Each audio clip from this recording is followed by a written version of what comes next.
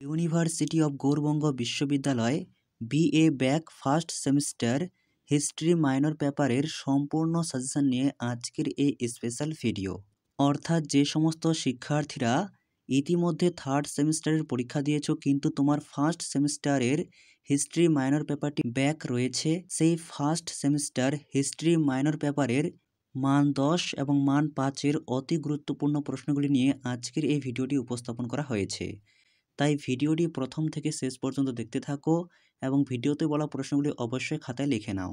তাহলে শুরু করা যাক আজকের ভিডিওর মূল আলোচ্য বিষয়, history minor paper code HISMNMNC01, paper name history of India from the earliest Times to the early medieval period. তোমাদের লিখিত পরীক্ষা মোট 40 নম্বরের হবে এবং পরীক্ষার সময় থাকবে 2 ঘন্টা। এ প্রসঙ্গে বলে রাখি, তোমাদের মান 10-এর 2টি প্রশ্ন লিখতে হবে 20 নম্বর এবং মান 5-এর 2টি প্রশ্ন লিখতে হবে 10 নম্বর 30 এবং মান 2-এর 5টি প্রশ্ন লিখতে হবে 10 নম্বর 40। প্রথমে দেখে নাও ক্যাটাগরি 1-এর প্রত্যেকটি ইউনিট থেকে মান 10-এর গুরুত্বপূর্ণ প্রশ্নগুলি। ইউনিট 1, প্রথম প্রশ্ন, মধ্যপ্রস্তর যুগের প্রধান বৈশিষ্ট্যগুলি সম্পর্কে আলোচনা করো। 2, খ্রিস্টপূর্ব 6ষ্ঠ শতাব্দীতে বৌদ্ধ ও জৈন ধর্মের উত্থানের পিছনে বস্তুগত এবং আদর্শগত পটভূমি আলোচনা করো। অথবা ভারতের বৌদ্ধ ধর্ম ও জৈন ধর্মের উত্থানের সামাজিক ও অর্থনৈতিক পটভূমির পরিচয় দাও। অথবা খ্রিস্টপূর্ব 6ষ্ঠ শতকে ভারতে প্রতিবাদী ধর্মীয় আন্দোলনের কারণগুলি আলোচনা করো। 3 পর্বে প্রাচীন প্রস্তর যুগের গুরুত্বপূর্ণ বৈশিষ্ট্যগুলি লেখো অথবা প্রাচীন প্রস্তর যুগের সংস্কৃতির বর্ণনা দাও। 4, হরপ্পা সভ্যতার সংস্কৃতির বৈশিষ্ট্য বর্ণনা করো অথবা হরপ্পা সভ্যতার বৈশিষ্ট্যগুলি আলোচনা করো। 5 পর্বে হরপ্পা ও বৈদিক সভ্যতার মধ্যে পার্থক্য লেখো। বৈদিকরা হরপ্পা সভ্যতার কাছে কোন উপায়ে ঋণী ছিল অথবা হরপ্পা সভ্যতার সঙ্গে বৈদিক সভ্যতার কী কী বৈসাদৃশ্য বা পার্থক্য দেখা যায়। এরপর ইউনিট 2, প্রথম প্রশ্ন, কনিষ্কের কৃতিত্ব আলোচনা করো অথবা কুষাণ সাম্রাজ্যের শ্রেষ্ঠ সম্রাট কে ছিলেন তার কৃতিত্ব আলোচনা করো। 2 পর্বে ভারতে কুষাণ শাসনের রাজনৈতিক ও সাংস্কৃতিক গুরুত্ব আলোচনা করো।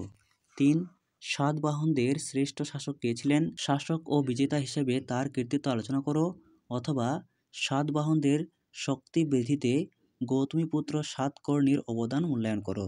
4 পর্বে অশোকের ধর্মের মূল নীতিগুলি কী কী ছিল, তারা কতদূর বৌদ্ধ ধর্ম দ্বারা প্রভাবিত ছিল। এরপর ইউনিট 3, প্রথম প্রশ্ন, হর্ষবর্ধনের অবদান লেখো।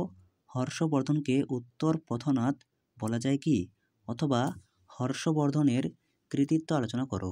2 পর্বে ভারতের ইতিহাসে দ্বিতীয় চন্দ্রগুপ্তের অবদান আলোচনা করো। এরপর 3 পর্বে সমুদ্রগুপ্তের অধীনে গুপ্ত সম্প্রসারণ নীতির মূল্যায়ন করো, তার নীতি কতদূর উদ্ভাবনী ছিল।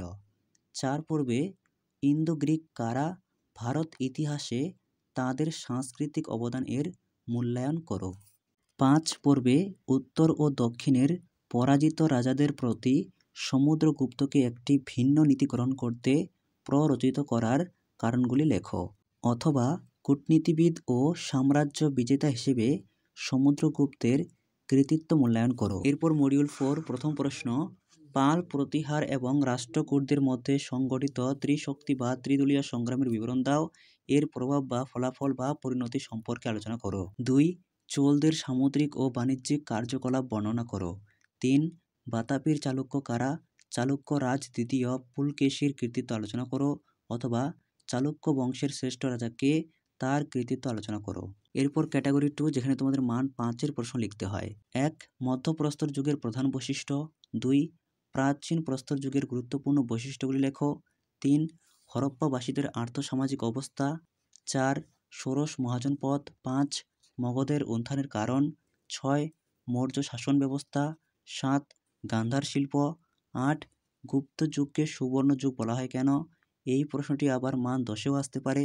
9, এলাহাবাদ প্রশস্তি। 10, গুপ্ত যুগের গিল্ড ব্যবস্থা। 11, গুপ্ত সাম্রাজ্যের পতনের কারণ। 12 এবং সর্বশেষ প্রশ্ন, চোল শাসন ব্যবস্থা। এই ছিল তোমাদের BA first semester history minor back পেপারের সম্পূর্ণ সাজেশন।